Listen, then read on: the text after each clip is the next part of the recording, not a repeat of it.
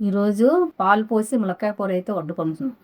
ములక్కాయ పాలుకి కావాల్సిన పదార్థాలు: ఉల్లిపాయ, పచ్చిమిరకాయ, కరివేపాకు, పాలు, ఉప్పు, ములక్కాయ, నూనె, పసుపు, కారం, నీళ్ళు. ఉల్లిపాయ అయితే కోసేసుకున్నాం.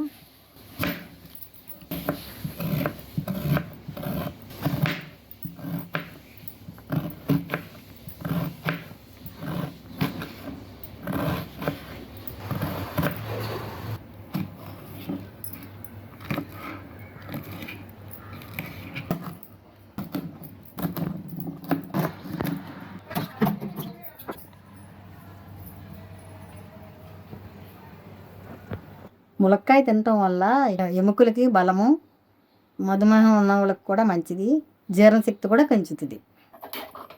ఆయిల్ పోసుకుందాం, ఉల్లిపాయలు వేసుకుందాం, కరివేపాకు వేసుకుందాం. 10 నిమిషాలు దోరగా వేగే వరకు ఉల్లిపాయలు మగ్గబెట్టుకుందాం. ఉల్లిపాయలు అయితే దోరగా మగ్గిపోయినాయి. ములక్కాయలు వేసేసుకుందాం.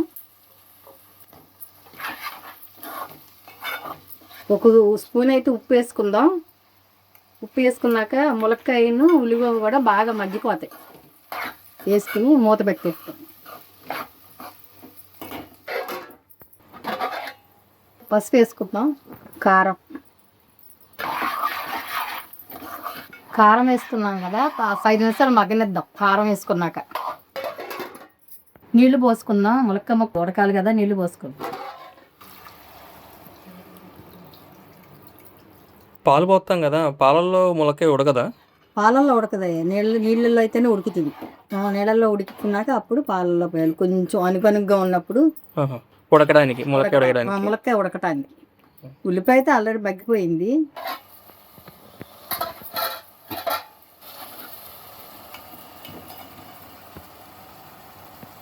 ముక్క అయితే ఉడికింది. నీళ్ళు కూడా ఎగిరిపోయినాయి చూడండి. పాలు పోసేసుకున్నాం ఇప్పుడు. ఇవైతే పచ్చిపాలేనండి, మరగబెట్టిన అయినా పోసుకోవచ్చు, పత్తి అయినా పోసుకోవచ్చు.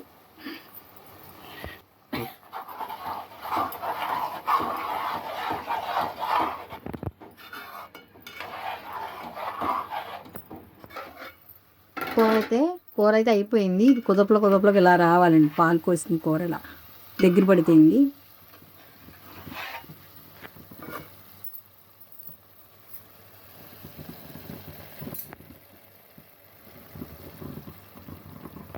వచ్చేది కోడిగుడ్డు పొరుట్లాగా ఉందమ్మా. కోడిగుడ్డు పొట్టులాగా ఉంటుంది. అలా కుదపలుగా కోడిగుడ్డు చాలా టేస్టీగా ఉంటుంది పాలు పోసుకుని వండుకుంటే ములక్కాయ కూర. కోడిగుడ్డు తిన్న వాళ్ళకి ఏంటంటే ములక్కాయ పాలు పోసుకుంటే ఆ కోడిగుడ్డు పొట్టు ఫ్లేవర్ వస్తుంది మనం తినేటప్పుడు. స్టవ్ అయితే ఆపేసుకుందాం. ఈ ములక్కాయ పాలు కర్రీ అయితే మనకు చూడడానికి కోడిగుడ్డు పొట్టు ఉన్నట్టు ఉండదు అనమాట. కోడిగుడ్డు పొట్టులో మనకి ములక్కాయలు వేస్తే ఎట్లా ఉంటుందో అట్లా ఉంది. సో కానీ ఇది మొత్తం వెజ్ కర్రీ. సో ఇప్పుడైతే ఈ కర్రీ ఎట్లా ఉందో టేస్ట్ చేసి అయితే చూద్దాం.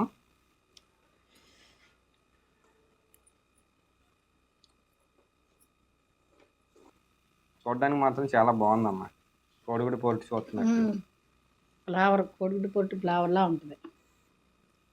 నోట్లో నీళ్ళు ఊరుతున్నాయి అనమాట చూస్తుంటే. కర్రీ చాలా బాగుంది. కూర మౌత్ వాటరింగ్ కర్రీ. మీరు కూడా ట్రై చేసి చూడండి, చాలా బాగుంది కర్రీ. సో ములక్కాయ ముక్క కూడా చూడండి ఎట్లా ఉడికిపోయిందో. పక్కన మా అమ్మకి పెడుతున్నానే కానీ నాకైతే మౌత్ వాటరింగ్ అనమాట. ములక్కాయ కూడా ఎంత బాగుందో. దాన్ని నేను కూడా టేస్ట్ చేస్తాను.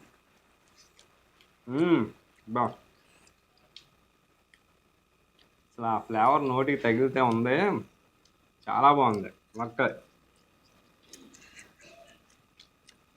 కూడా నవిలేయాలి, నవిలితే అంత అందులో గుజ్జు ఎంత బాగుందో. ములక్కాయ టేస్ట్ కూడా చాలా బాగుంది. ములక్కాయ మాత్రం ఇట్లా కన్ఫామ్గా నవలాలి. మనం ములక్కాయ కూర తినేటప్పుడు ఎవరన్నా ఏమన్నా అనుకుంటారా అని చెప్పేసి చాలామంది అయితే ఇది ఇట్లా ఉంది కదా, ఇట్లా లాగేసి వదిలేస్తాం అనమాట. అలా వదిలితే ములక్కాయ టేస్ట్ అయితే తెలియదు. ములక్కాయని మాత్రం కన్ఫామ్గా నవ్వులితేనే టేస్ట్ తెలుస్తుంది. మొహమాటంగా లేకుండా నవిలి తింటేనే ఆ టేస్ట్ అనేది తెలిసిద్ది అనమాట. బా ఆ గుజ్జు కన్నా ములక్కాయ నవ్వులుతున్న ఫ్లేవరే బాగుంది చెప్పాలంటే. సో కర్రీ అయితే చాలా బాగుంది. చాలా బాగా చేసావమ్మా.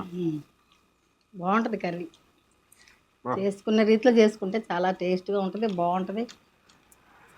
ఆహా, బాగుంది. చాలా బాగుంది. సో ఇదనమాట వీడియో అయితే. వీడియో నచ్చితే లైక్ చేయండి. ఇలాంటి మరిన్ని టేస్టీ వంటకాల కోసం అయితే మా ఛానల్ ఫాలో చేయండి, సబ్స్క్రైబ్ చేయండి. వీడియో ఎలా ఉందో కామెంట్ చేయండి. Thank you.